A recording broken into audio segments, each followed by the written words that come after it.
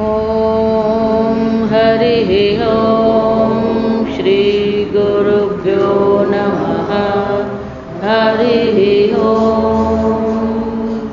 ॐ शन्नो मित्रशं वरुणः शन्नो भवत्वर्यमा शन्न इन्द्रो बृहस्पतिः शन्नो विष्णुरुक्रमः।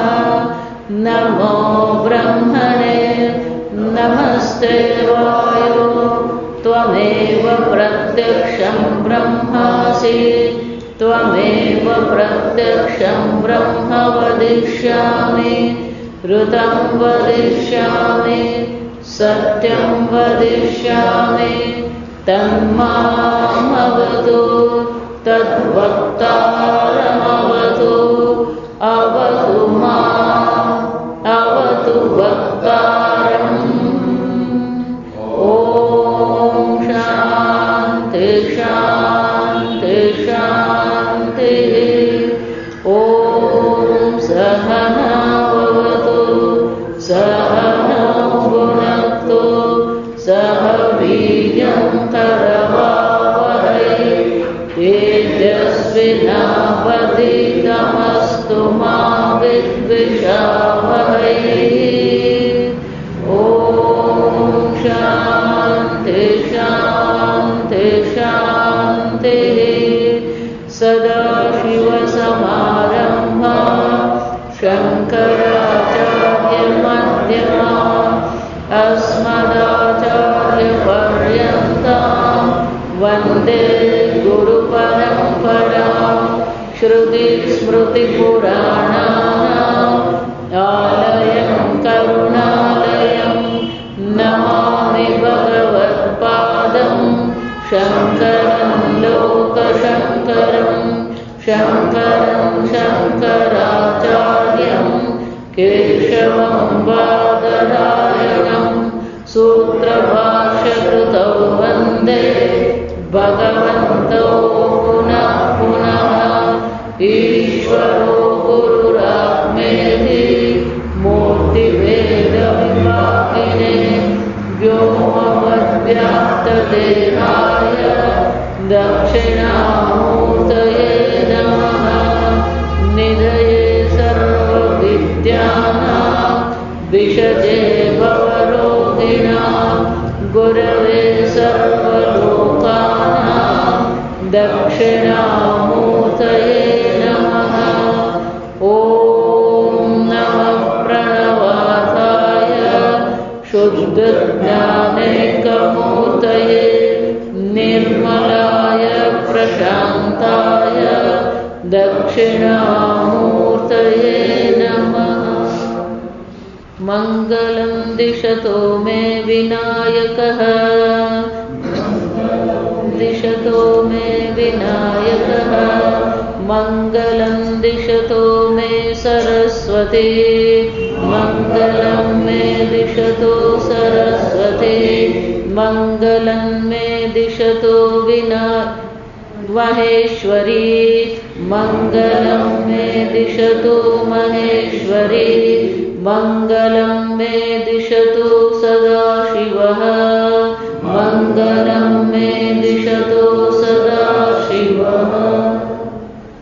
स्वेच्छया सुष्ठुमादिश्य विश्वं यो मनसि स्थितः स्तोत्रेण स्तूयते नेन स एव परमेश्वरः। अस्ति प्रकाशत इति व्यवहारः प्रवर्तते तच्चास्तित्वं प्रकाशत्वं कस्मिन्नर्थे प्रतिष्ठितम् किं तेषु तेषु वार्थेषु किं वा સર્વાત્મનીશ્વરે ઈશ્વરત્વં ચ જીવત્વં સર્વાત્મત્વં ચ કીદૃશં જાનીયાત તત્કથં જીવઃ કિં તજ્ઞાનસ્ય સાધનम् જ્ઞાનાતસ્ય ફલં કિં સ્યાत् એકત્વં ચ કથં ભવેत् સર્વજ્ઞ સર્વકર્તા ચ કથમાત્મા ભવિષ્યતિ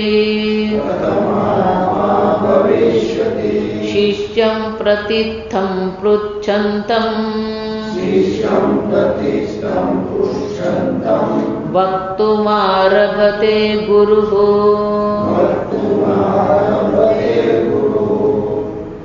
સ્વેચ્છયા સૃષ્ટમાવિશ્ય વિશ્વં યો મનસી સ્થિતઃ. આપણે જોઈ ગયા કે ઈશ્વર સર્જન કરીને સૃષ્ટિમાં પ્રવેશ કરે તો ખરેખર પ્રવેશ થતો નથી. પ્રવેશ કરવો એટલે કે સર્જન કરતા નિમિત્ત કારણ પણ ઈશ્વર જ છે. પ્રવેશ્ય કહીને કે છે ઉપાદાન કારણ પણ ઈશ્વર જ છે. પણ એ ઈશ્વરને શું કરવામાં આવી રહી છે? સ્તોત્રેણ સ્તુયતે અનેન સ્તોત્રેણ.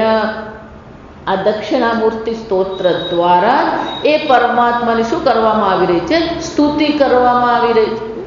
સએવ પરમેશ્વર, એ પરમેશ્વર છે. એ પરમાત્માની અહીંયા સ્તુતિ કરવામાં આવે છે.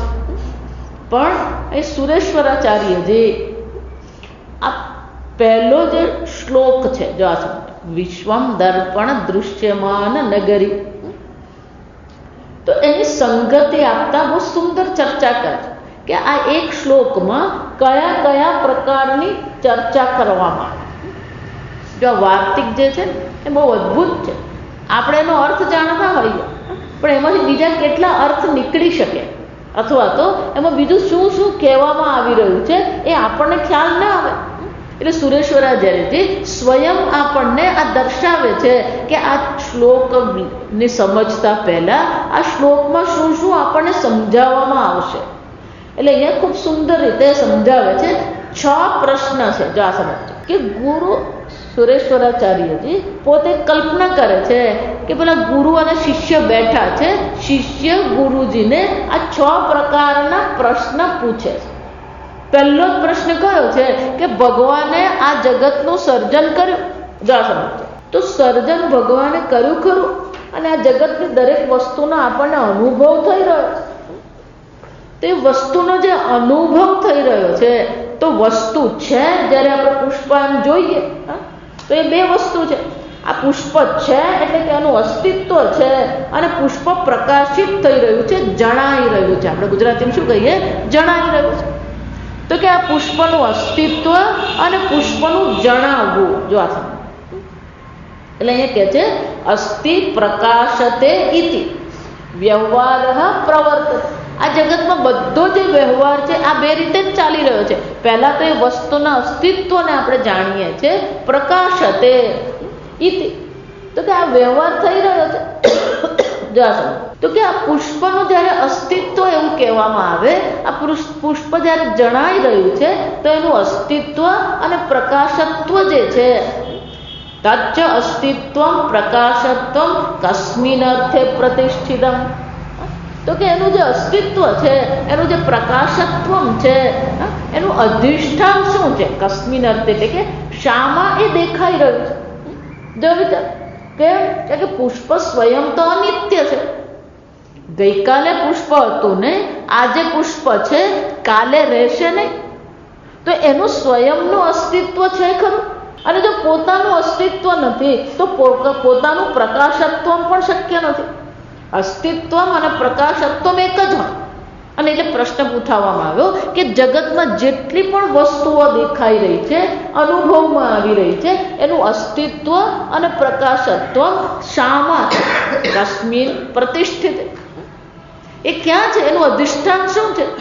એટલું જ નહીં, કિંચ તેષુ તેષુ વા અર્થેષુ, એટલું જ નહીં, ટીકાકાર બહુ સરસ સમજાય, કિમ લક્ષણમ સમ્યક પ્રદર્શનમ અસ્તિ પ્રકાશ ઇતિ ઇહ આદૃચ્ય અનેક પૂર્વ જન્મકૃત પુણ્ય પુંજર પરિપાક વશાત વિવેક વૈરાગ્ય સંપન્ન, કે આ બધી ચર્ચા કોની સાથે કરી શકાય? જો આ સમજ, કોઈ પણ મનુષ્ય હોય, જ્યારે એની સાથે આપણે તાત્વિક ચર્ચા કરવી હોય તો તાત્વિક ચર્ચા આપણે ક્યારે કરી શકીએ? એટલે તત્વબોધમાં પણ તત્વની ચર્ચા કરતા પહેલા શું કીધું? યમ તત્વ વિવેક વિચાર. પણ આ તત્વ વિવેક વિચાર કોની સાથે કરી શકાય? કે જે સાધન ચતુષ્ટય સંપન્ન અધિકારી, એ અધિકારી હોવો જોઈએ, તો જ તત્વની ચર્ચા થાય. જો બ્રહ્મસૂત્રમાં એટલા માટે અથા તો બ્રહ્મ જિજ્ઞાસા, અથા એટલે શું છે? આ સાધન ચતુષ્ટય સંપન્ન અધિકારી છે. એ અધિકારી જે છે એને જ આ અસ્તિત્વ અને પ્રકાશત્વની ચર્ચા થઈ શકે. બાકી તો બધાની બુદ્ધિ તો ક્યાં અટવાયેલી છે? નામ અને રૂપમાં જ છે. જો આ સમજ, નામ અને રૂપથી કોઈની બુદ્ધિ ઉપર ઉઠતી જ નથી. એટલા માટે કર્મયોગ કહીએ કે ભક્તિ યોગ કહીએ તો ત્યાં પણ શું કરવામાં આવી રહ્યું કે આ જગતના નામ રૂપને બદલે આ ઈશ્વરના નામ અને રૂપનું એની પાસે ચિંતન કરાવવામાં. પણ છેવટે ચિંતન પણ કયું છે? નામ અને રૂપનું જ છે. અને એટલે અહીંયા ઘડી આ રામતીર્થજી મારા ટીકા જે લખે છે કહે છે કે આ ચર્ચા કોની સાથે કરી શકાય? એટલે કે છે વિવેક વૈરાગ્ય સંપન્ન સમાધિ ગુણયુક્ત સં આપાતલોચનતયા સર્વ પદાર્થેષુ દ્રશ્યેષુ વ્યવહાર કાલે અવભાસમાન અસ્તિત્વમ પ્રકાશત્વમ ચ ન દ્રશ્ય ધર્મ. કે આ જોઈએ જ છે કે આ જગતની દરેક વસ્તુ પરિવર્તનશીલ છે, તો એમનો પોતાનો દ્રશ્ય ધર્મ, એટલે કે આ પુષ્પ જે છે એ દ્રશ્ય છે, તો અસ્તિત્વમ અને પ્રકાશત્વમ એ આ દ્રશ્યનો ધર્મ હોઈ શકે જ નહીં, એ દ્રશ્યનો ગુણધર્મ છે જ નહીં. એટલું જ નહીં, દ્રશ્યત્વ વ્યાવૃત્તોપી અસ્તિત્વ પ્રકાશત્વયો અવ્યાવૃતે ઇતિ અવગમ્ય, કે આ અસ્તિત્વ જે છે અને પ્રકાશત્વ જે છે એ ફક્ત પુષ્પમાં નથી, બધી જ વસ્તુમાં છે. સતઃ અભાવ ન વિદ્યતે. ગીતામાં ભગવાન શું કીધું? આ સત્તત્વ જે છે એનો અભાવ નથી. દરેક વસ્તુમાં આપણને છે દેખાય છે. આ સમજો, જો દરેક વસ્તુમાં પેલું અસ્તિત્વ દેખાઈ રહ્યું છે તો અસ્તિત્વ તો કેવું છે? વ્યાપક છે. દરેક વસ્તુ જણાઈ રહી છે તો પ્રકાશત્વ પણ કેવું છે? વ્યાપક છે. તો એક નામ એક રૂપમાં એક દ્રશ્યમાં અસ્તિત્વ પ્રકાશત્વ નથી, એ તો વ્યાપક છે. અને જો એ વ્યાપક છે તો પછી એ વ્યાપક અસ્તિત્વ અને પ્રકાશત્વ છે કોનું? અને એટલા માટે કહે છે કિમ ધર્મ એ તો સર્વદૃશ્યેષુ અનુગતો. આ બે ધર્મ જે પ્રકાશત્વ ને અસ્તિત્વ જે બે ગુણધર્મ છે એ સર્વમાં વ્યાપ્ત છે, તો પછી એ કોનું છે? જો પુષ્પનું અસ્તિત્વ નથી. જો આ સમજો, ઘડો છે એમ આપણો અનુભવ છે, વ્યવહાર પ્રવર્તતે, પણ એ છે પણ જે છે ગુજરાતીમાં અસ્તિત્વને શું કહેવાય? છે પણ. તો કે આ છે પણ ઘડાનું છે. સતત આપણે તો એને છે પણ ઘડાને જ માનીએ છીએ, ઘડો છે એમ જ માનીએ. જો વિચાર, વ્યવહાર એટલે કે ઘડો દેખાય છે એટલે ઘડાનું અસ્તિત્વને આપણે સ્વીકારીએ છીએ. તો પણ અસ્તિત્વ ઘડાનું છે? તો કે નહીં. કેમ? કારણ કે આ બંને ધર્મ ગુણધર્મ જે છે એ બંને ધર્મ કેવા છે? વ્યાપક છે. સર્વેષુ દ્રશ્યેષુ, જે પણ કંઈ આપણા અનુભવમાં આવી રહ્યું છે એ સર્વ અનુભવના વિષયમાં આવતો હોવાથી મનમાં પ્રશ્ન થવો જોઈએ. આપણને પ્રશ્ન થાય નહીં. આ સુરેશ્વરાચાર્ય પ્રશ્ન કરી આપે છે. આ સમજ, સુરેશ્વરાચાર્યજી આપણા મનમાં આ પ્રશ્ન મૂકે છે. કચ્છિત શિષ્ય પ્રશ્ન ઉપસ્થાપ્ય તે, આ કોઈક શિષ્ય જાણે કે પ્રશ્ન પૂછી રહ્યો છે એવું આપણને અહીંયા દર્શાવી રહ્યા છે કે સર્વમાં અસ્તિત્વ પ્રકાશત્વમ છે, તો પછી એ સર્વમાં હોય તો એ છે કોણ? કસ્મિન અર્થે પ્રતિષ્ઠિત તચ્ચ અસ્તિત્વ પ્રકાશત્વમ કસ્મિન અર્થે અનન્ય નિરપેક્ષમ પ્રતિષ્ઠિતમ. ઇતિ વક્ષ્યમાણેન અન્વય. આ પ્રકારની જ્યારે જિજ્ઞાસા કરવામાં આવે, યત્ર યત્ર તદ ઉપલભ્યતે તત્ર એવ પ્રતિષ્ઠિતમ, તો કે જ્યાં દેખાય છે ને ત્યાં જ છે એવું વિચારીએ ચાલે કે નહીં? પુષ્પમાં અસ્તિત્વ દેખાય છે તો એ અસ્તિત્વ ક્યાં છે? પુષ્પમાં છે. પક્ષીમાં અસ્તિત્વ દેખાય છે તો એ અસ્તિત્વ ક્યાં છે? પક્ષીમાં છે. તો કે અસ્તિત્વનું અધિષ્ઠાન અનેક છે કે એક જ છે?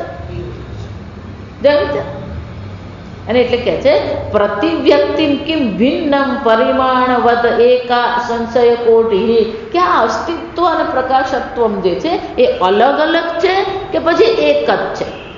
કિંવા વિશેષ ઉલ્લેખમ અંતરેણ અનયોહો પ્રતિવ્યક્તિ સ્વરૂપ ભેદવનગમાત સામાન્યમેવ. પણ ખરેખર અસ્તિત્વ અને પ્રકાશત્વમ તો કેવું છે? સામાન્ય છે સર્વ. જો એટલે ઘડો છે એમ જ્યારે આપણે કહીએ છીએ અને પક્ષી છે એમ જ્યારે આપણે કહીએ છીએ તો પેલું જે છે પણ જે છે આપણને કેવું લાગે છે? અલગ અલગ અનુભવમાં આવે. જો સમજો, ઘડાનું અસ્તિત્વ, પુષ્પનું અસ્તિત્વ, પક્ષીનું અસ્તિત્વ, આમ અસ્તિત્વ આપણને શું લાગે છે? અનેક દેખાય છે. જો સમજો, એટલે શું કહે છે? ભિન્ન દ્રશ્યમાનત્વ. દેખાય તો ભિન્ન જ છે, આ સમજો, અલગ અલગ જ દેખાય. કારણ કે ગળાનું અસ્તિત્વ અને પુષ્પનું અસ્તિત્વ આપણા માટે કેવું છે?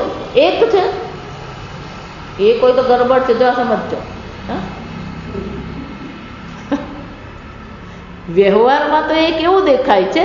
ભિન્ન દેખાય છે. જો સમજો, એટલે ગળાના અસ્તિત્વને અને પુષ્પના અસ્તિત્વને એક નથી આપણે જોતા. અને વ્યવહાર થઈ શકે નહીં જો એક જોઈએ તો. એક જોઈએ તો પછી વ્યવહાર કેવો હોય? પેલું બધાને એક જ લાકડી હાંકીએ ને તેવું થઈ જાય. જાફરમત. અને એટલે કે છે ભલે એ ભિન્ન દેખાય તો છે જ, એને ભિન્ન અનુભવ તો આપણો ભિન્ન જ છે. એટલા માટે જે પ્રશ્ન ઉઠાવવામાં આવ્યો, સામાન્યમ ઈવ તત્તદ વ્યક્તિષુ સર્વ અનુસ્યુતે એકસ્મિન તદુભયમ પ્રતિષ્ઠિતમ ઇતિ. હા, એ પહેલું તો આ દરેકમાં અલગ અલગ છે કે એક છે? આ પ્રશ્ન જોયું. આ પ્રશ્નમાં એક પ્રશ્ન છે એવું છે. અસ્તિત્વ અને પ્રકાશત્વનું પ્રતિષ્ઠા ક્યાં છે? એ ભિન્ન છે કે એક છે?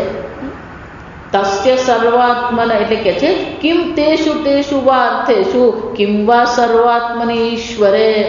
એ દરેક વસ્તુમાં જ અસ્તિત્વ છે કે પછી એ ઈશ્વરમાં અસ્તિત્વ છે? અને ઈશ્વર કોણ છે? સર્વાત્મની ઈશ્વર. આગળ મેં કહ્યું એમ ઐક્યથી પ્રારંભ છે આ સમજવા. તો કે સર્વાત્મા ઈશ્વર જે છે એ સર્વાત્મા ઈશ્વરમાં અસ્તિત્વ છે કે દરેક પદાર્થમાં આ અસ્તિત્વ છે? ઈશાવાસ્ય ઈદગુમ સર્વમ તસ્ય લોક સૌ લોક એવ આપાત દર્શન નિબંધન. આમ આપણને તો પેલું એક જેવું જ દેખાતું નથી, આપણને તો અનેક જેવું જ દેખાય. અને એટલે પ્રશ્ન કરવામાં આવ્યો કે જો એ કસ્મિન અર્થે શામાં પ્રતિષ્ઠિત છે અને એ વસ્તુ કઈ હશે? કે સર્વાત્મા ઈશ્વરમાં છે કે તે શું અર્થે શું, એટલે કે દરેકમાં છે. અચ્છા, જો ઈશ્વર તમે એમ કહેશો, જો આ સમજો, સર્વાત્મા અને ઈશ્વર નવા શબ્દ આવે તો કે આ સર્વાત્મા તમે જેને કહો છો અને આ ઈશ્વર તમે જેને કહો છો કે જેમાં આ અસ્તિત્વમ અને પ્રકાશત્વમ છે. એટલે બીજો પ્રશ્ન કર્યો, ઈશ્વરત્વમ જીવત્વમ કીદૃશમ. આ સર્વાત્મા જે જીવત્વમ જે છે એ શું છે? કેવું છે? આ ઈશ્વરત્વમ કેવું છે? સર્વાત્મત્વમ ચ કીદૃશમ. જો સર્વાત્મા ઈશ્વરમાં સર્વનું અસ્તિત્વ છે તો આ જીવત્વ કેવું છે? આ ઈશ્વરત્વ કેવું છે? અને આ સર્વાત્મત્વ કેવું છે? એનો અર્થ શું થયો? આ જીવ કોણ છે? ઈશ્વર કોણ છે? આપણા મનમાં પ્રશ્ન થવો જોઈએ કે સર્વનું સર્જન કરનાર ઈશ્વર છે, તો ઈશ્વર કેવો છે? મને કહો ને પરમેશ્વર કેવા હશે, ક્યાં રહેતા હશે? આ બધા નવા, આ બધા આપણા જે બાળ ગીતો છે ને એ બધા બાળકોને શીખવવા જોઈએ, પણ અંગ્રેજી મીડિયમમાં મૂકે જોયું કીદૃશ્ય એ કેવું છે? ઈશ્વરત્વ કેવું છે?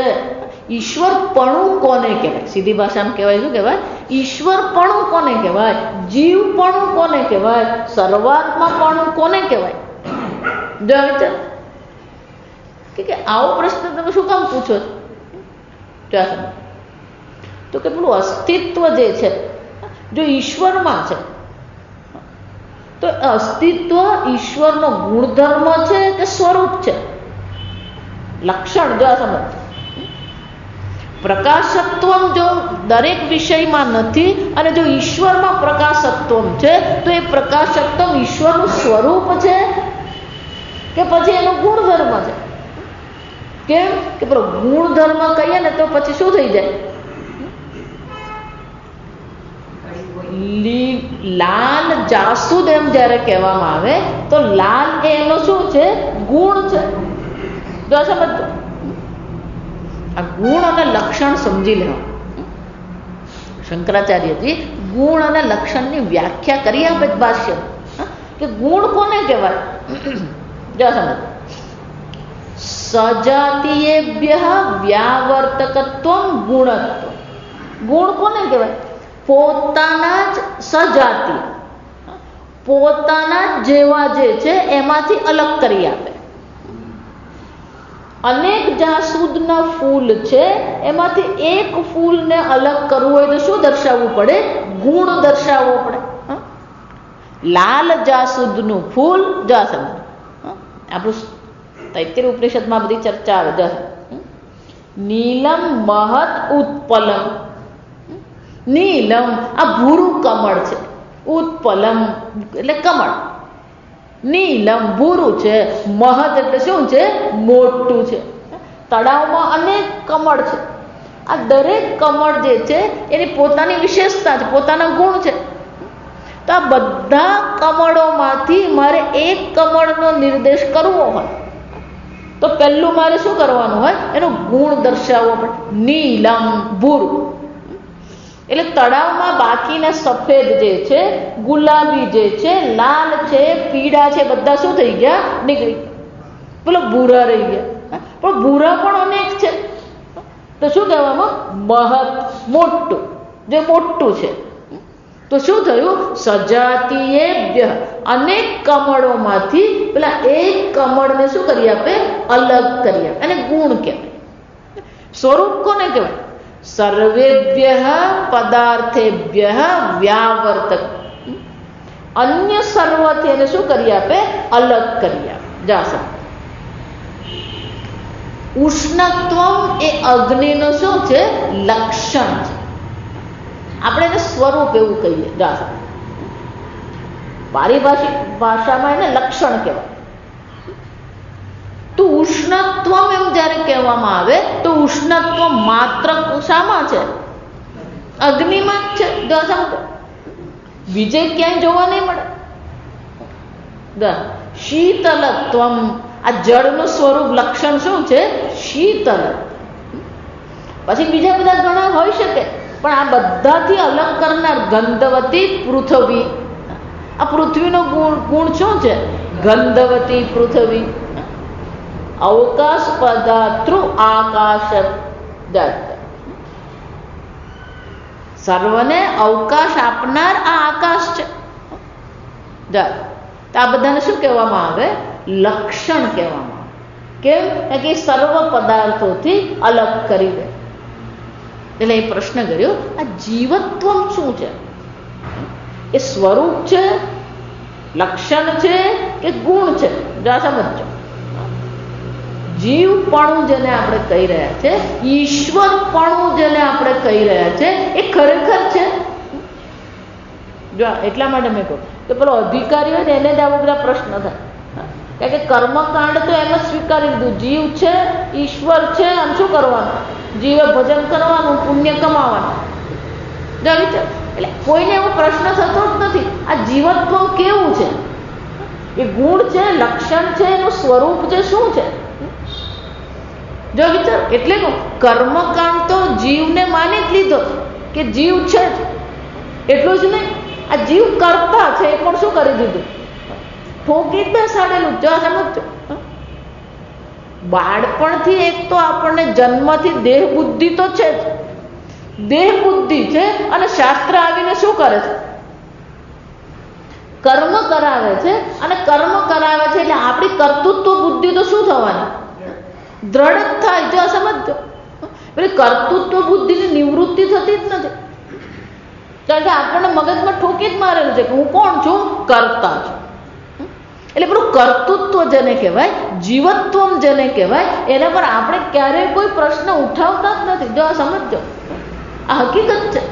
કોઈને કોઈ પ્રકારની કોઈ શંકા જ નથી. હું પણ કરતા, હું કરતા ને હું ભોગતા. જો સમજો, કર્તૃત્વ ભોક્તૃત્વ નામ સંસાર. આ કર્તૃત્વ ને ભોક્તૃત્વ એવું થઈ ગયું છે, મેં આ કર્યું અને હું આટલું ભોગવું. જો એટલે બધાને શું લાગે આ તો સામાન્ય છે, એમાં ક્યાં પ્રશ્ન પૂછવાનો? હું કર્મ કરું, તમે કર્મ કરો, મેં કર્મ કર્યું, મને કર્મ ફળ મળ્યું, તમે કર્મ કર્યું, તમને કર્મ ફળ મળ્યું, એમાં પ્રશ્ન શું પૂછવાનો? જો અને આ જગત દેખાઈ રહ્યું છે. આપણો જન્મ થયો એ પહેલા આ જગત હતું, આપણા બાપ દાદા હતા ત્યારે આ જગત હતું, અને આપણે નહીં રહીએ ત્યારે પણ શું છે? આ જગત રહેવાનું જ છે. અને આ જગત જો રહેવાનું જ છે તો જગતનો કરતા ઈશ્વર હોવાનો, પછી એમાં ઈશ્વરત્વ કેવું પૂછવાનું શું હોય? એટલે સામાન્ય જનને તો આ બધા પ્રશ્ન શું લાગે? હવે એમાં શું પૂછવાનું છે? જ નહીં ઈશ્વર. તમે બનાવ્યું નથી જગત, મેં બનાવ્યું નથી, મારા બાપાએ નથી બનાવ્યું, તો કોણે બનાવ્યું? ઈશ્વરે બનાવ્યું. આ જગત કરતા કોણ છે? ઈશ્વર છે. કર્મ કરતા કોણ છે? હું છું. એટલે આ બધી વસ્તુ કેવી છે? સહજ છે. એટલે કોઈને આવો કોઈ પ્રશ્ન થાય નહીં. જો સમજો કે ઈશ્વરપણું કેવું છે, જીવપણું કેવું છે, આવો કોઈ પ્રશ્ન હોય ને. આ સમજ, અને હું જીવ છું. જો સમજ, હું જીવ છું, તો પછી આ શરૂઆતમાં પ્રશ્ન આવે? વિચારી, હું આ શરીર છું એવું દ્રઢ છે, દેહ બુદ્ધિ એટલી દ્રઢ છે કે પેલું શરૂઆતમાં એમ કહે તો શું લાગે? એને કાલ્પનિક જ લાગે. જો વિચાર, જ્યાં સુધી માણસ વેદાંતમાં આવે નહીં અને વેદાંતમાં આવીને વિચાર શરૂ કરે નહીં, ત્યાં સુધી એને આ બધું તો શું લાગે છે? આ બધું બરાબર જ લાગે. અને આ બધું બરાબર જ લાગે એમ નહીં, એ બધી માથાકૂટે અહીંયા કરતો જ રહેતો હોય. એટલે જ્યારે એને પેલું વેદાંત ભણાવવામાં આવે, જો આ સમજતો, એક સાધક ભાઈ મારી પાસે વર્ષો પહેલા આવે પછી આ વેદાંત શરૂ કર્યું. જો આ સમજ, એટલે પહેલું એને એમ જ હતું કે મારા જેવો બુદ્ધિશાળી ને મારા જેવો તર્ક કરનાર કોઈ છે જ નહીં. જો આ સમજ, એને અહંકાર, હજી અહંકાર ગયો જ નથી. 10 વર્ષ પછી અહંકાર એવો ને એવો જ છે. હજી એમ જ માને છે કે મારા જેવો તર્ક કરનાર કોઈ ભલ ભલાને પછાડું. આપણે દેશી ભાષામાં શું કહેવાય? હું ભલ ભલાને પછાડું. જો આ સમજ, એટલે જયારે વેદાંત ભણવાનું શરૂ કર્યું અને આ તત્વ ચર્ચા જયારે શરૂ થઈ, એટલે એને બુદ્ધિને એવો ધક્કો લાગ્યો. એટલે મને કે તો પછી આ બધું આપણે જે વિચારીએ છીએ બધું ખોટું. એને પેલી તર્ક કરવાની આદત ને. જો સમજ, વિચાર તો આપણે જ્યાં વ્યવહાર કરી રહ્યા છે તે બધું ખોટું, તો આપણે બધા મૂર્ખા જ ને, બીજું શું?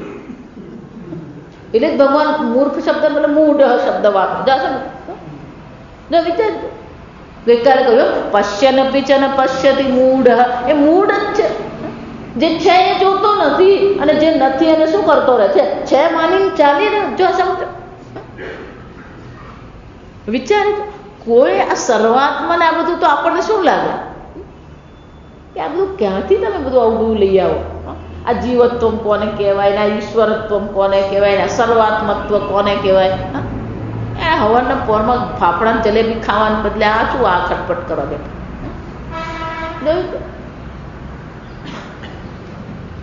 સામાન્ય જનને આવો કોઈ પ્રશ્ન આવે નહીં, આ સમજો.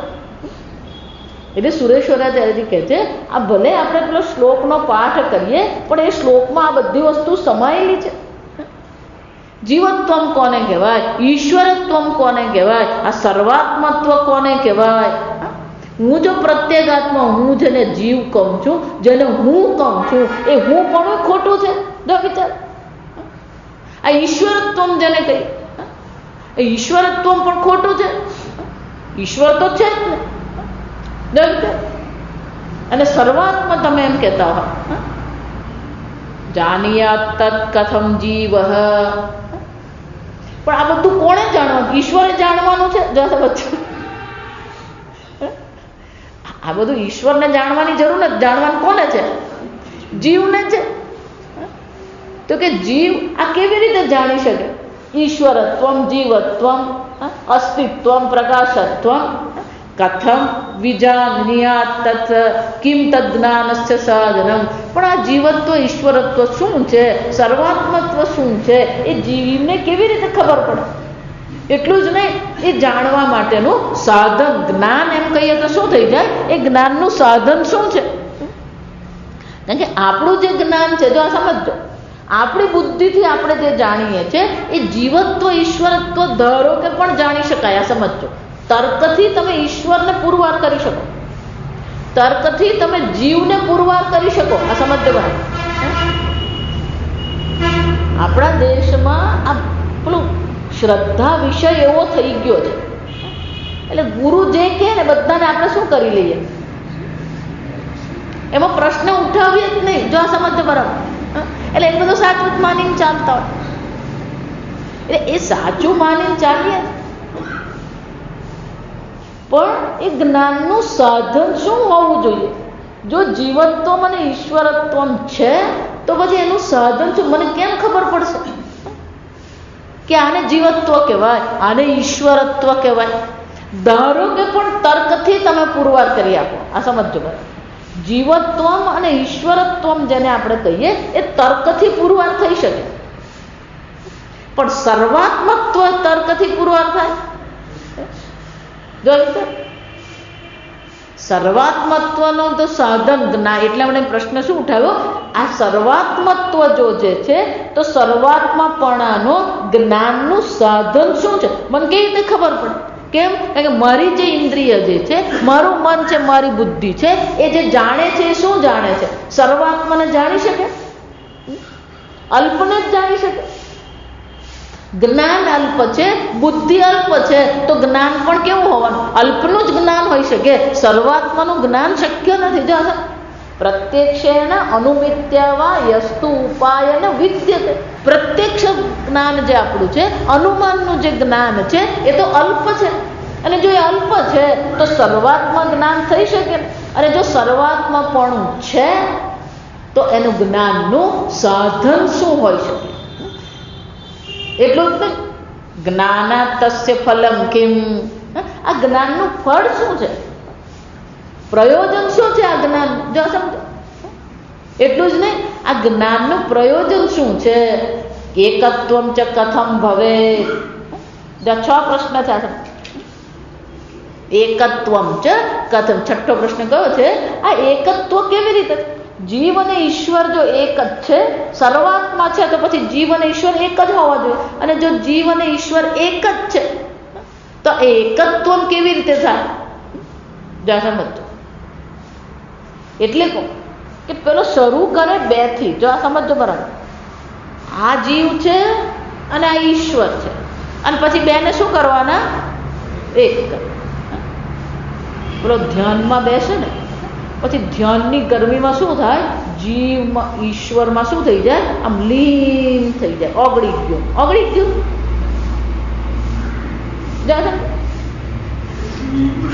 એનું અર્થ શું થયું? એકત્વમ છે કે એકત્વમ કરવાનું છે? આ પ્રશ્ન બહુ બધાનો. અસ્તિત્વમ શું છે? પ્રકાશત્વમ શું છે? એનું પ્રતિષ્ઠા ક્યાં છે? જીવ કોને કહેવાય? એ આ બધું અસ્તિત્વ અને પ્રકાશત્વ એક એક અલગ અલગ છે કે એકમાં છે? આ જીવત્વ કોને કહેવામાં આવે? ઈશ્વરત્વ કોને કહેવામાં આવે? સર્વાત્મત્વ કોને કહેવામાં આવે? જાણી. અને આ સર્વાત્માનું જ્ઞાન કેવી રીતે થઈ શકે અને એ જ્ઞાન માટેનું સાધન શું છે, એ જ્ઞાનનું ફળ શું છે? અને છેલ્લે શું કહ્યું કે જીવત્વમ અને ઈશ્વરત્વમનું આ એકત્વમ જે છે, કથમ ભવે, આ એકત્વ કેવી રીતે હોઈ શકે? થાય એમ નહીં કહેવાનું, થાય એમ થાય પેલું બે સ્વીકારે જો સમજ, બેનું એક કેવી રીતે થાય એમ નહીં, આ બે એક કેવી રીતે હોઈ શકે? થાય એમ કે ને તો પછી ગુરુજીએ શું સ્વીકારી લીધું? દ્વૈત સ્વીકારી લીધો. પણ કેવી રીતે? અને આ કથમ શબ્દ છે તો કેવી રીતે હોઈ શકે? એકત્વ કેવી રીતે હોઈ શકે? એટલે આગળ કે છે સર્વજ્ઞ સર્વકર્તા ચ કથમાત્મા ભવિષ્યતિ. અને જો એનું ફળ તમે એમ કહેતા હોય કે યશ સર્વજ્ઞ સર્વેશ્વર બ્રહ્મવેદ બ્રહ્મૈવ ભવતી, યસ્મિન વિજ્ઞાતે સર્વમ વિજ્ઞાતમ ભવતી. એકના જ્ઞાનથી એને સર્વનું જ્ઞાન થઈ જાય, એ સર્વજ્ઞ બને. તો કે એ સર્વજ્ઞ કેવી રીતે બનવાનો? આત્મા જો વિચાર, આત્મા અલ્પજ્ઞ છે, જીવ કેવો છે? અલ્પજ્ઞ છે.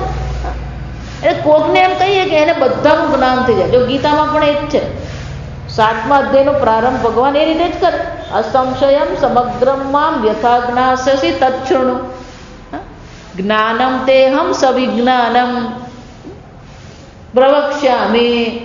કેમ? યજ્ઞાત્વા ભૂયઃ અન્ય જ્ઞાતવ્યમ ન અવશિષ્યતે. જેને જાણ્યા પછી બીજું કંઈ જાણવાનું બાકી રહેતું નથી. તો કે આ સર્વજ્ઞત્વ જે છે, આ જ્ઞાનથી જો સર્વજ્ઞ બની જાય, એટલું જ નહીં સર્વ કરતા.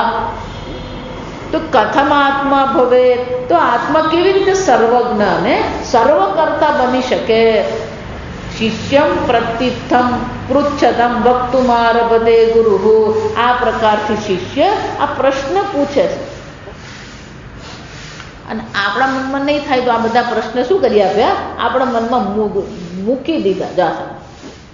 અને આ બધા પ્રશ્નનો ઉત્તર એ આ સ્તોત્ર છે. જા, ફક્ત પહેલો શ્લોક છે એમ નહીં, સંપૂર્ણ સ્તોત્રમાં આ બધા પ્રશ્નોનો આપણે ઉત્તર આપવામાં આવશે. અને એટલે કે છે આ પ્રકારથી જો જીવ અને ઈશ્વરનો વિરુદ્ધ હોય, ઉપાધિતઃ તો કેવા છે? વિરુદ્ધ જ છે. એક અલ્પજ્ઞ છે, અલ્પશક્તિ છે, અલ્પવ્યાપી છે, પેલો બીજો સર્વજ્ઞ છે, સર્વશક્તિ છે, સર્વવ્યાપી છે. આમ વિરુદ્ધ ધર્મ હોવાથી આપણા મનમાં તત્કાળ પ્રશ્ન આવે કે આવું કેવી રીતે હોઈ શકે? અને એટલે કે છે આ પ્રકારથી આરભતે વિશ્વમ. આપણે શ્લોક બોલી લઈએ. વિશ્વમ દર્પણ દૃશ્યમાન નગરી તુલ્યં નિજાંતર્ગતં પશ્યન્નાત્મનિ માયયા બહિર્બોધ ભૂતૈ યથા નિદ્રયા યસ સાક્ષાત કુરુતે પ્રબોધ સમયે સ્વાત્માનમેવાદ્વયં તસ્મૈ શ્રી ગુરુમૂર્તયે નમઃ શ્રી દક્ષિણામૂર્તયે.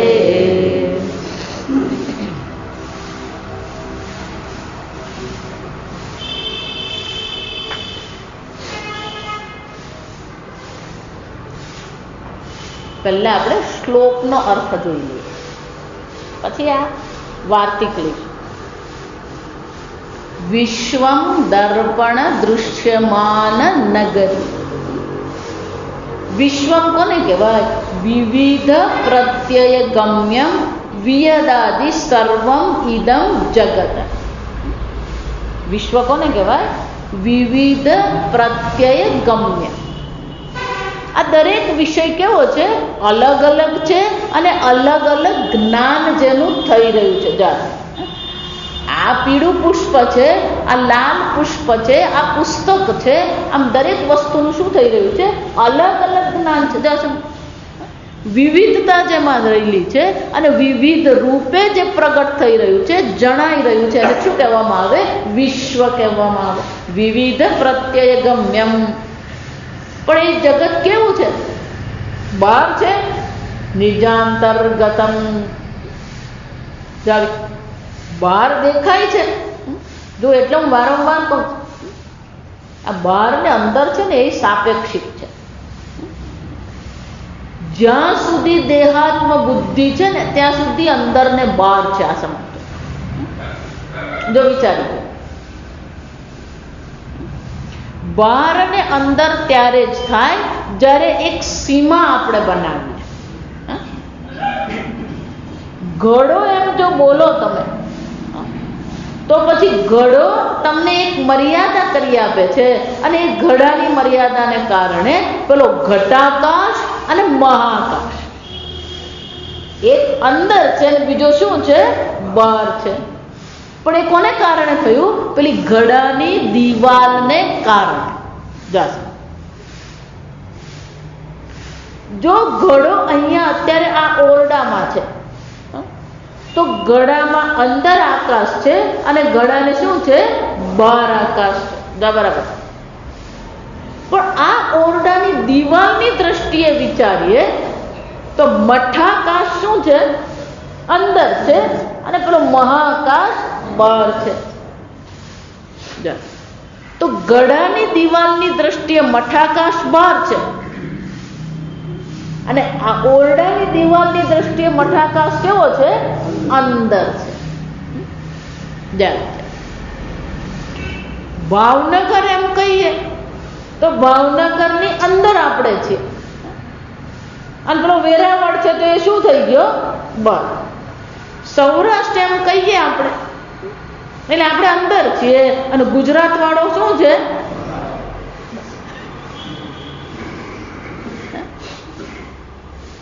અને સંપૂર્ણ ગુજરાત રાજ્ય કહીએ તો ગુજરાત વાળો પણ શું થવાનો? અંદર આવે. અને મહારાષ્ટ્ર વાળો શું થઈ ગયો? ભારત દેશ કહીએ તો મહારાષ્ટ્ર પણ શું થઈ ગયું? અંદર. અને પૃથ્વી કહીએ તો બધું અંદર આવી જાય. એનો અર્થ શું થયો? આ અંદર અને બહાર જો આ સમજો, એ સાપેક્ષિક છે. એને શું કહેવાય? સાપેક્ષિક. તો કે આ જગત જો આ સમજો, વિશ્વમ, આ જગત જે છે કે બહાર છે કે અંદર છે? વિચાર. જગત બહાર છે કે અંદર છે? નિજાંતર્ગત જો આ સમજ, તો કે અંદર છે. જો અંદર છે એમ તમે કહો તો બહાર શું છે?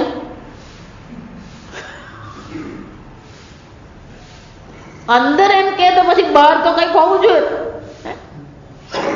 કે અંદર ને બહાર છે. વિચાર.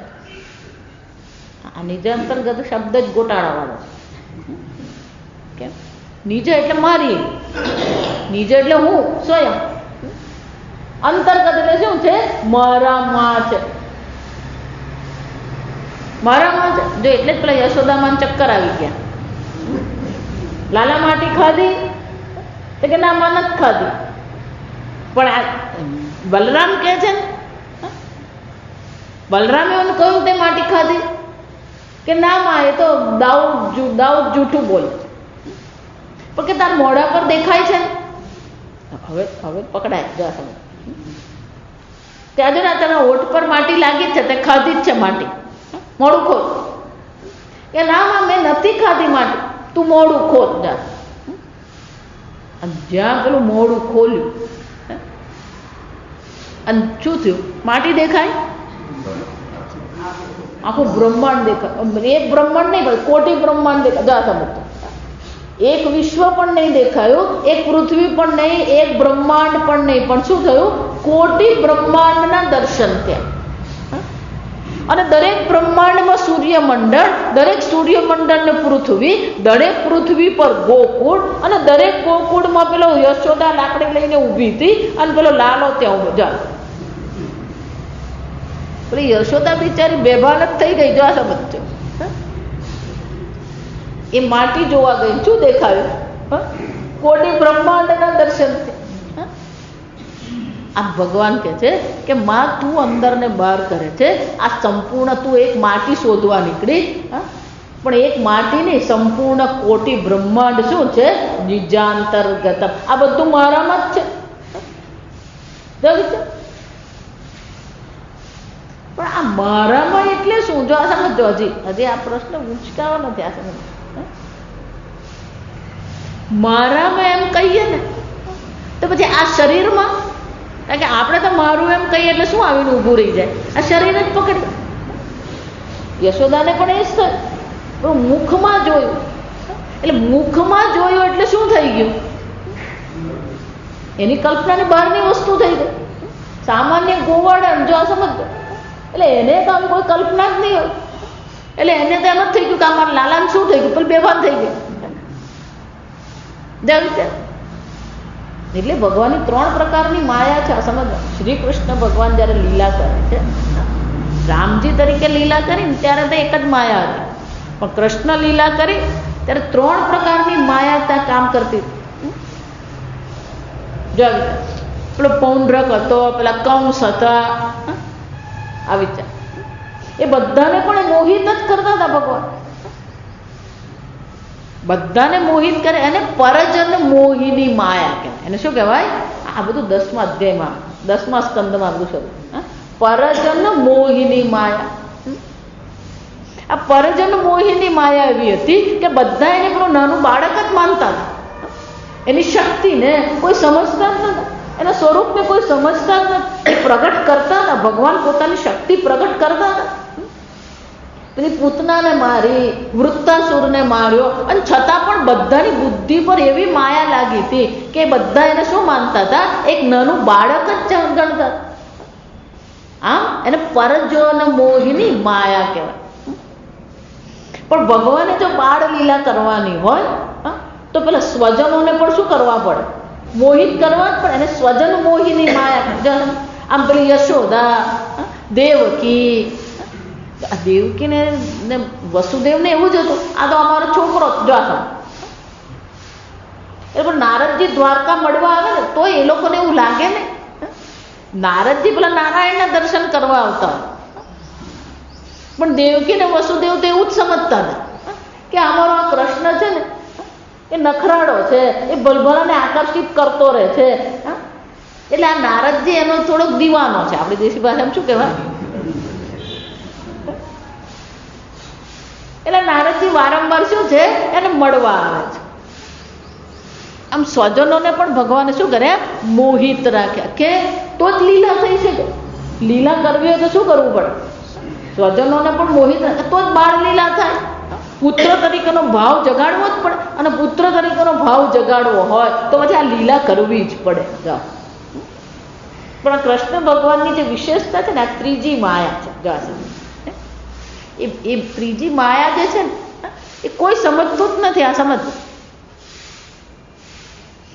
એને સ્વમોહિની માયા. ભગવાન સ્વયં પણ શું થઈ જતા હતા? મોહિત થતા. ક્યારે રાધા સામે આવે ને તો ભગવાન સ્વયં પણ શું થઈ જતા હતા? મોહિત થતા.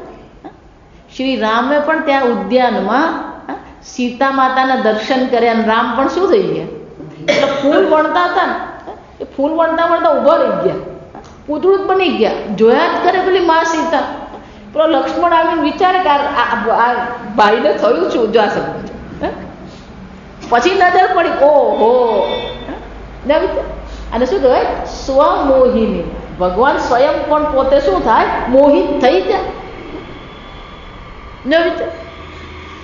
આમ પેલું માને મોહિત કરવા માટે થઈને ભગવાને પેલું જીત કરી માએ એટલે મોઢું તો ખોલી લીધું, પણ ભગવાનની અંદર નિજાંતર્ગતમ. આ સંપૂર્ણ બ્રહ્માંડ બહાર નથી. સંપૂર્ણ બ્રહ્માંડ ક્યાં છે? ઈશ્વરમાં જ છે, અંદર જ છે. આપણને બહાર દેખાય છે. જો પણ એક દેહની દ્રષ્ટિએ, એક બાળ કૃષ્ણની દ્રષ્ટિએ જો તમે અંદર ને બહાર કરવા જાઓ તો પછી ગોટાળો થાય. જો આ સમજો. એટલે પેલું ત્યાં ચર્ચા છે સર્વાત્મને ઈશ્વરે. એનો અર્થ શું થયો? એક દેહ એ અસ્તિત્વ નથી. જો એક દેહની દ્રષ્ટિએ વિચારશો તો પેલું નિજાંતર્ગતમ આપણને લાગે નહીં. અને એટલા માટે પેલું સર્વાત્માની ઈશ્વર એ સર્વાત્મા છે. યોમામ પશ્યતિ સર્વત્ર સર્વમ ચ મયી પશ્યતિ, જે સર્વત્ર મારા દર્શન કરે છે, સર્વના મારામાં દર્શન કરે છે. અને એટલે શું કહે છે? વિશ્વમ દર્પણ દૃશ્યમાન નગરી. પણ કેવી છે? નિજાંતર્ગતમ, સ્વયં નિજાંતર્ગતમ પ્રત્યેક સ્વરૂપે સ્થિતમિતિ યાવત. જો એ પરમાત્મામાં જ સર્વ છે, બરાબર છે, તો સ્વયં પરમાત્મા કેવા હોવા જોઈએ? નિર્વિકારે, નિરંતરે, અતિ સ્વચ્છ. એ પરમાત્મા કેવા હોવા જોઈએ? સર્વ ગુણ રહિત હોય તો જ એમાં બધા ગુણ આવી શકે. આ લાલ છે એમ કહીએ, પછી એમાં પીળું ને ભૂરું નહીં આવે. જા સમજો, આ તર્ક છે. જા તર્ક સમજો. ગુણ જે છે એ ગુણનું અધિષ્ઠાન સગુણ હોય કે નિર્ગુણ હોય? નિર્વિકાર, જે વિકાર છે એ વિકારનું અધિષ્ઠાન સવિકારી હોય કે નિર્વિકારી હોય? જા સમજો, નિર્વિકારી જ હોય. જા, એટલે સવિકારમાં સવિકાર રહી શકે નહીં, એવી રીતે સગુણમાં સગુણ રહી શકે નહીં. એટલે સગુણ જેને કહીએ, સવિકાર જેને કહીએ, એનું અધિષ્ઠાન તો કેવું હોય? નિર્ગુણ, નિર્વિકારી હોય. પણ જો નિર્ગુણમાં સગુણ દેખાય છે તો પછી સગુણ સત્ય કે મિથ્યા? નિર્વિકારીમાં જો સવિકાર દેખાતું હોય તો પછી એ વિકાર કેવો છે? સત્ય છે? નહીં. આમ આ વિવિધ પ્રત્યેગમ્ય વિશ્વ છે, અંદર દેખાઈ રહ્યું છે, પણ એ જ્યાં દેખાઈ રહ્યું છે એ વસ્તુ કેવી છે? નિર્વિકારી છે, નિર્ગુણ છે. અને જો નિર્વિકારી નિર્ગુણ વસ્તુમાં દેખાઈ રહ્યું હોય તો પછી કેવું હોવું જોઈએ? દર્પણ દૃશ્યમાન. જેમ દર્પણમાં જ્યારે પ્રતિબિંબ દેખાય છે તે અંદર છે, જો સમજ, દર્પણમાં જો સમજ, પણ દર્પણમાં જ્યારે પ્રતિબિંબ દેખાઈ રહ્યું છે તો એ પ્રતિબિંબ સત્ય છે? નહીં. વિશ્વમ દર્પણ દૃશ્યમાન નગરી. જેવી રીતે એક વિશાળ દર્પણ હોય, ધારો કે રસ્તા પર એક જગ્યાએ વિશાળ દર્પણ મૂકવામાં આવે તો આખું ભાવનગર ક્યાં દેખાવાનું? અંદર દેખાવાનું. નગરી, જો સમજ, આખું ભાવનગર પેલું અંદર દેખાય. અંદર દેખાય એટલું જ નહીં, અંદર પછી બધું જ દેખાવાનું. રસ્તો પણ દેખાય, પશુ દેખાય, વૃક્ષ દેખાય, ગાડીની અવર જવર દેખાય, પેલું મેઘાણી સર્કલ દેખાય ને ઘોઘા સર્કલ દેખાય, બધું જ દેખાય. અને એટલે કે છે આ બધું અંદર નિજાંતર્ગતમ છે, પણ એ સત્ય છે કે નહીં? જેવી રીતે દર્પણમાં પ્રતિબિંબ દેખાય છે એ જ રીતે આ પરમાત્મામાં, આ આત્મામાં શું થઈ રહ્યું છે? સંપૂર્ણ વિશ્વ દેખાઈ રહ્યું. જો આ સમજો, આગળ હું તમને સમજાવી છે એમ કહીએ અને દેખાય છે, આ બે ફરક દેખાવો જોઈએ. આકાશ ભૂરું છે કે ભૂરું દેખાય છે? સૂર્યોદય થાય છે કે સૂર્યોદય દેખાય છે? થાય છે એમ કહીએ તો શું થઈ ગયું? સત્ય થઈ જાય. પણ ખરેખર સૂર્યોદય થાય છે નહીં? ખરેખર સૂર્યાસ્ત થાય છે નહીં? એટલે તો આખું વેદાંત આ બે જ શબ્દ છે અથવા દેખાય. એટલે પહેલા જ વાક્યમાં કહી દીધું આ છે જ નહીં. શું છે? દ્રશ્યમાન નગરી નિજાંતર્ગત. તુલ્યમ, તુલ્યમ એટલે સમાન. જેવી રીતે અરીસામાં સંપૂર્ણ નગરી દેખાય છે એવી જ રીતે આ સંપૂર્ણ વિશ્વ ક્યાં દેખાય છે? નિજાંતર્ગતમ. આમ જેમ સ્વચ્છ દર્પણમાં સર્વ વસ્તુઓ જેવી છે એવી દેખાય છે, અને દર્પણ કેવું હોવું જોઈએ? અસંગ હોવો જોઈએ. જા સમજો, પહેલું દર્પણ એમ કહીએ ને, આ કાચ લેવા જઈએ ને, જો વિચારી,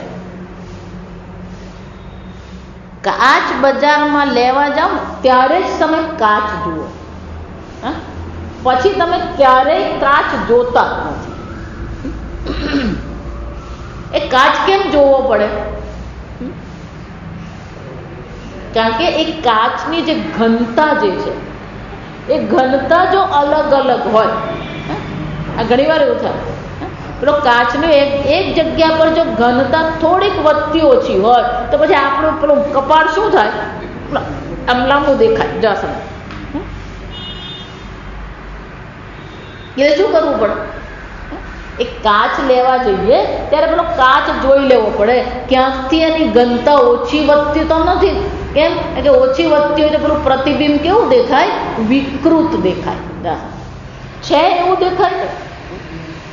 તો કાચ કેવો હોવો જોઈએ? સ્વચ્છ હોવો જોઈએ. એક આ કાચ કેવો છે? એમાં પ્રતિબિંબ દેખાય છે, પણ ખરેખર એમાં પ્રતિબિંબ છે અસંગ. કેવો છે? સ્વચ્છ છે અને અસંગ છે. એ જ રીતે આ આત્મા જે છે એ કેવો છે? નિર્ગુણ, નિર્વિકારી, અસંગ, સ્વચ્છ દર્પણ સમાન છે. અને એટલે એમાં શું થઈ રહ્યું છે? એટલું જ નહીં, સૂક્ષ્મ નિર્વિકારે, એ કેવું છે? સૂક્ષ્મ છે. આત્મા કેવો છે? સૂક્ષ્મ છે. એટલે એ આત્મામાં શું થઈ રહ્યું છે? વિશ્વમ દર્પણ દૃશ્યમાન નગરી તુલ્યમ નિજાંતર્ગતમ પશ્યન. આ બધું ક્યાં દેખાઈ રહ્યું છે? આ સૂક્ષ્મ આત્મામાં જ આ બધું જગત દેખાઈ રહ્યું છે. દૃશ્યમાન યા નગરી પુરા ચતુર્દશ સન્નિવેશા.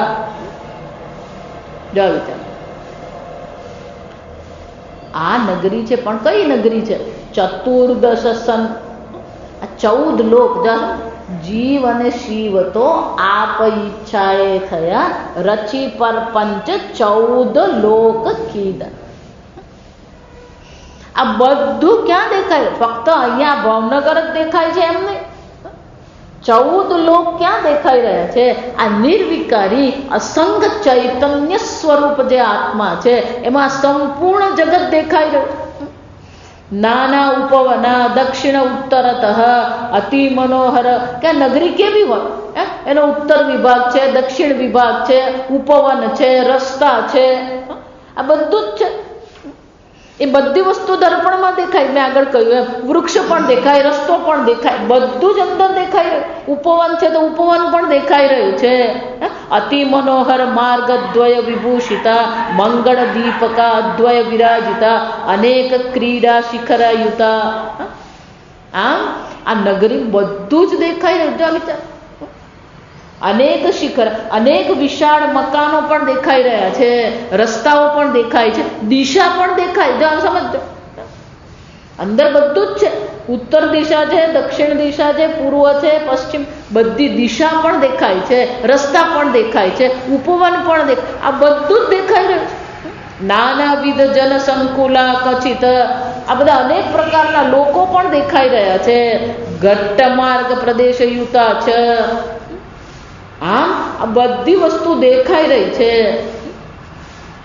તચ્છિદ્રેણ ભાતિ વસ્તુ ગર્ભમ બૃહદ જગત. આ સંપૂર્ણ વિશ્વ દેખાઈ રહ્યું છે, પણ એ ક્યાં દેખાઈ રહ્યું? પશ્યન આત્મની. ક્યાં દેખાય છે? આત્મામાં. આ સમજો, આ આત્મામાં કે પાછું આમ જ થાય. આ સમજો એટલે ગોટાળા જ આવે.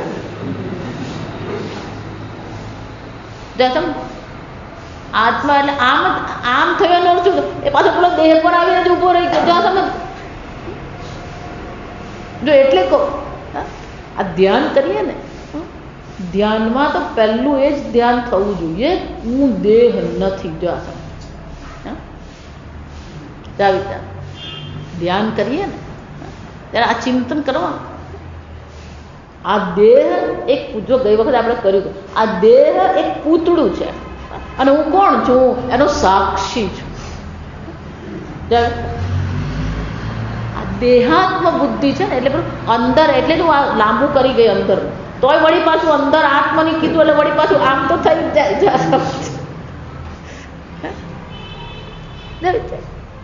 આત્મને પશ્યન્નાત્મને. પણ એ આત્મા કેવો છે? અનેક છે.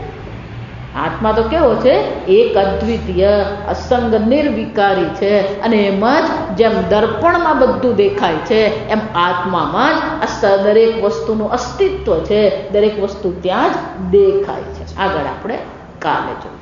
ઓમ અસતો માં સદ્ગમય તમસો માં જ્યોતિર્ગમય મૃત્યોર્મા અમૃતંગમય. ઓમ પૂર્ણમદ પૂર્ણમિદં પૂર્ણાત પૂર્ણમુદચ્યતે પૂર્ણસ્ય પૂર્ણમાદાય પૂર્ણમેવાવશિષ્યતે. ઓમ શાંતિ શાંતિ શાંતિ. હરિ ઓમ. શ્રી ગુરુભ્યો નમઃ. હરિ ઓમ.